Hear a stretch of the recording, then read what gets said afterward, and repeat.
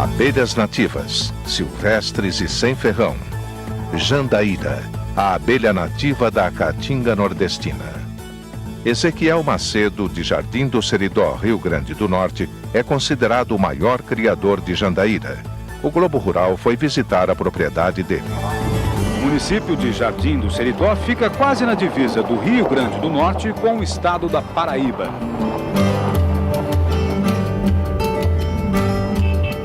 A família toda de Ezequiel Macedo aguarda a chegada de nossa equipe. Ezequiel, como é que Ezequiel, vai? Tudo bem? Prazer? Prazer é meu. Como é que vai? Vocês estão mais esperando que chuva. Ah, é? A propriedade é centenária. Não tem luz elétrica nem água encanada.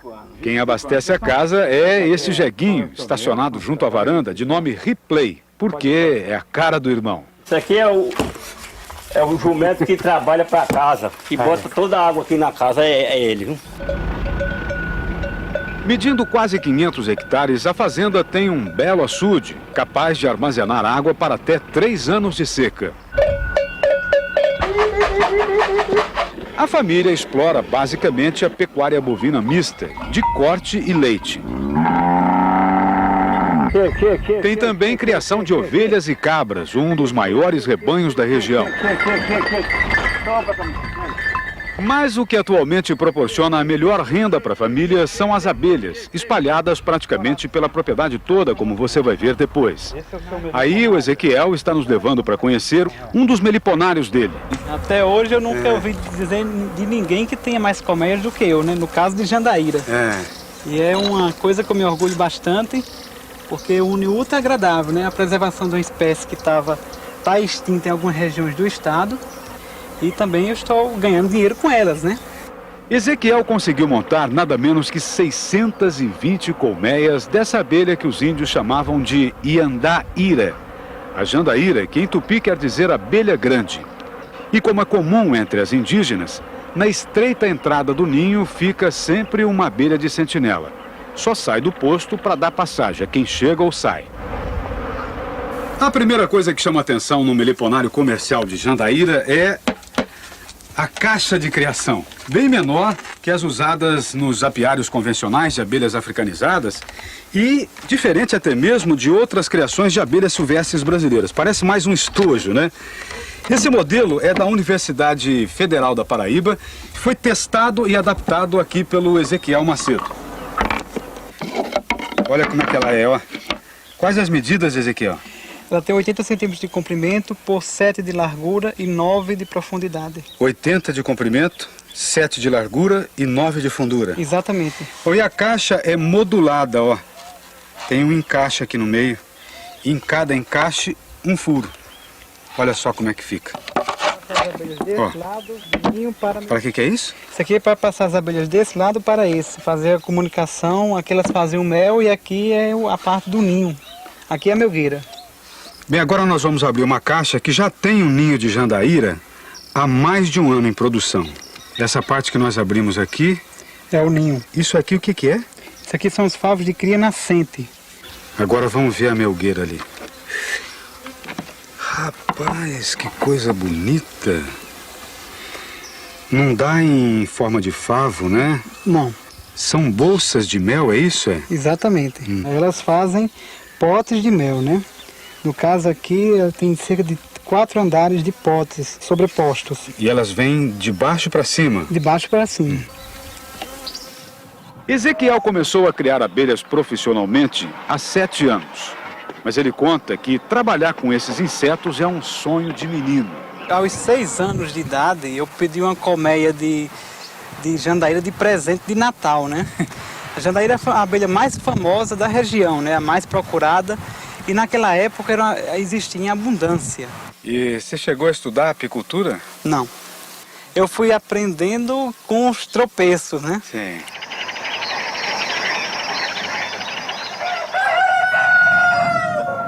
No Nordeste amanhece cedo. Já antes das 5 da manhã o dia está clareando. E é nessa hora de temperatura amena que a jandaíra prefere trabalhar.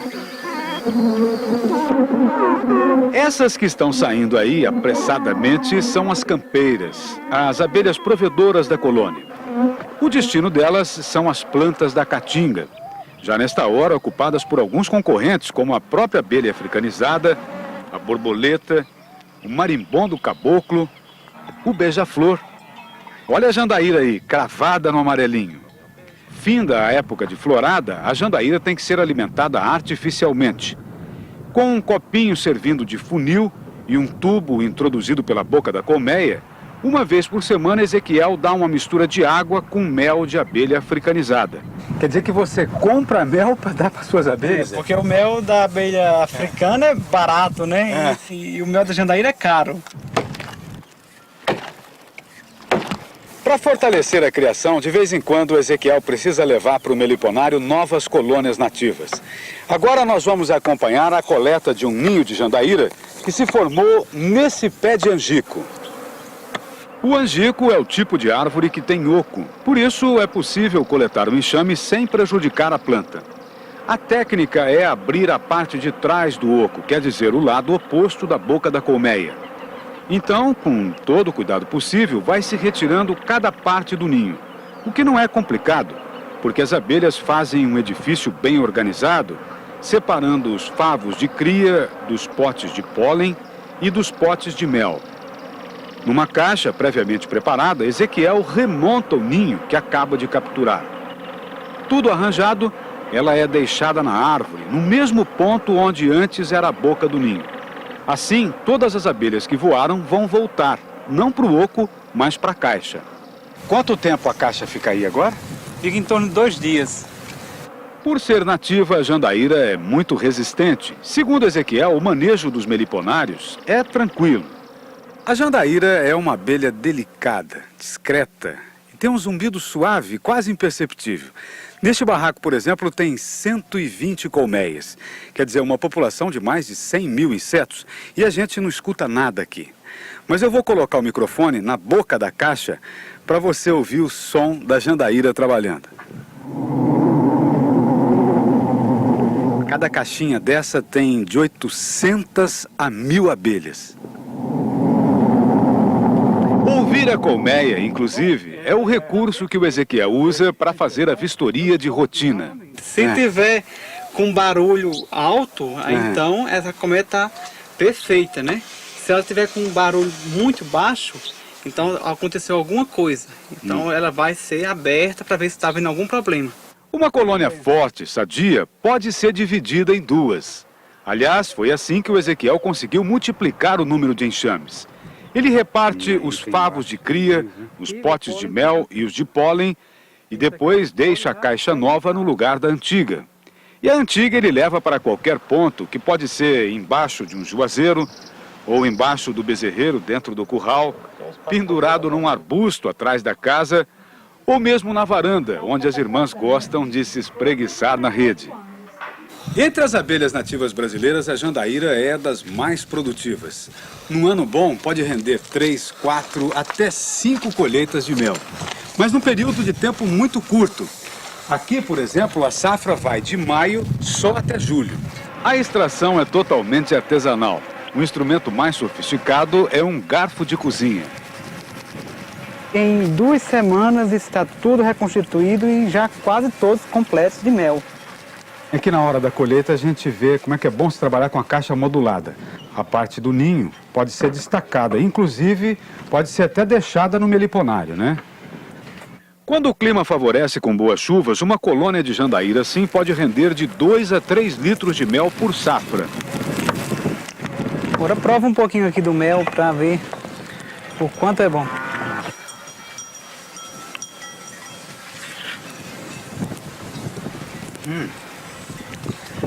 Bom. É um mel mais fino, né? Do que o de abelha africanizada, da abelha Europa. Mais suave também, né? É bem suave. E doce. É doce. Lembra o mel de Jataí. Ao engarrafar o mel no varandão, o sorriso de Ezequiel não é só o de quem conseguiu realizar um sonho. Aquele drama de não ter onde colocar o produto aqui não existe. Em ano bom, vende até 1 tonelada de mel a R$ 25,00 o litro. O mercado desse mel de jandaíra é bom? É bom e nunca sobra o mel. Inclusive só dá para a própria cidade de Jardim do Seridó. Mas melhor do que vender o mel é vender as colmeias. Isso aqui já se tornou uma renda secundária, as colmeias. Eu tenho uma boa clientela e quase todos os meus clientes começam com U. Com U? É. Como assim? É porque a Universidade de São Paulo, a Unesp, a Universidade de Viçosa, a Universidade da Paraíba...